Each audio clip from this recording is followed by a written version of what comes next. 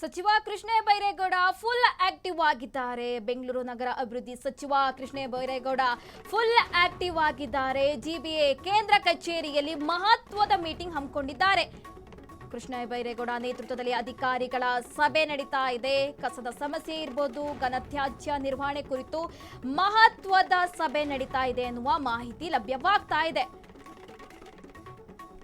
ಇನ್ನು ಜಿಬಿಎ ಮುಖ್ಯ ಆಯುಕ್ತ ಮಹೇಶ್ವರ ರಾವ್ ಅವರು ಕೂಡ ಭಾಗಿಯಾಗಿದ್ದಾರೆ. ಘನತ್ಯಾಜ್ಯ ಘಟಕದ ಮುಖ್ಯಸ್ಥ ಕರಿಗೌಡ ಸೇರಿ ಹಲವರು ಕೂಡ ಇಲ್ಲಿ ಭಾಗಿಯಾಗಿದ್ದಾರೆ. ಸಚಿವ ಕೃಷ್ಣ ಬೈರೇಗೌಡ ಫುಲ್ ಆಕ್ಟಿವ್ ಆಗಿದ್ದಾರೆ. ಬೆಂಗಳೂರು ನಗರ ಅಭಿವೃದ್ಧಿ ಸಚಿವ ಕೃಷ್ಣ ಬೈರೇಗೌಡ ಫುಲ್ ಆಕ್ಟಿವ್ ಆಗಿರುವಂತದ್ದು. ಕೇಂದ್ರ ಕಚೇರಿಯಲ್ಲಿ ಜಿಬಿಎ ಕೇಂದ್ರ ಕಚೇರಿಯಲ್ಲಿ ಮಹತ್ವದ ಮೀಟಿಂಗ್ ಹಮ್ಮಿಕೊಂಡಿದ್ದಾರೆ.